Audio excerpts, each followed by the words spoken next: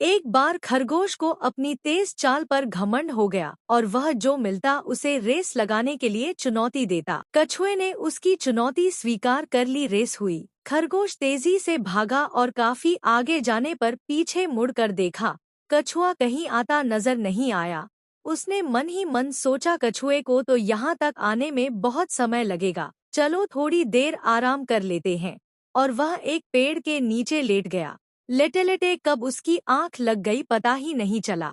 उधर कछुआ धीरे धीरे मगर लगातार चलता रहा। बहुत देर बाद जब खरगोश की आंख खुली तो कछुआ लक्ष्य तक पहुंचने वाला था। खरगोश तेजी से भागा, लेकिन तब तक बहुत देर हो चुकी थी और कछुआ रेस जीत गया। कहानी से सीख, धीमा और लगातार चलने वाला रेस जीतता है। यह कहानी तो हम सब जानते हैं। अब आगे की कहानी देखते हैं। रेस हारने के बाद खरगोश निराश हो जाता है। वह अपनी हार पर चिंतन करता है और उसे समझ आता है कि वह अति आत्मविश्वास के कारण यह रेस हार गया। उसे अपनी मंजिल तक पहुंचकर ही रुकना चाहिए था। अगले दिन वह फिर से कछुए को दौड़ की चुनौती देता है। कछुआ पहली रेस जीतकर आत्मविश्वास से भरा होता है और तुरंत मान जाता है। रेस होती है। इस बार खरगोश बिना रुके अंत तक दौड़ता जाता है और कछुए को एक बहुत बड़े अंतर से हराता है। कहानी से सीख, तेज और लगातार चलने वाला धीमे और लगातार चलने वाले से हमेशा जीत जाता है। यानी धीमे और लगातार होना अच्छा है, लेकिन तेज और लगातार होना और भी अच्छा है।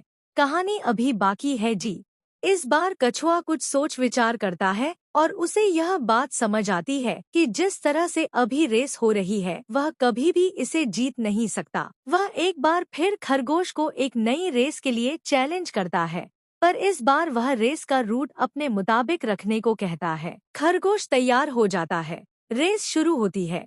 खरगोश तेजी से तय स्थान की ओर भागता है, पर उस रास्ते में एक तेज धार नदी बह रही होती है। बेचारे खरगोश को वहीं रुकना पड़ता है।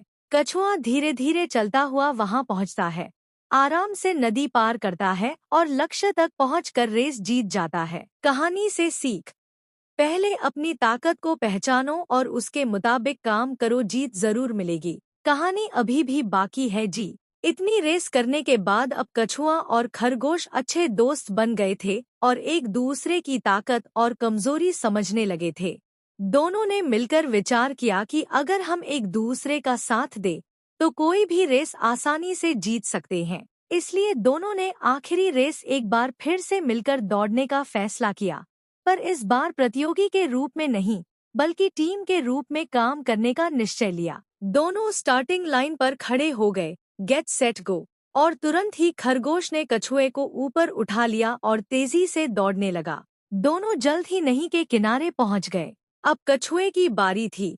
कछुए ने खरगोश को अपनी पीठ बैठाया और दोनों आराम से नदी पार कर गए। अब एक बार फिर खरगोश कछुए को उठा फिनिशिंग लाइन की ओर दौड़ पड़ा और दोनों ने साथ मिलकर रिकॉर्ड टाइम में रेस पूरी कर ली। दोनों बहुत ही खुश और संतुष्ट थे।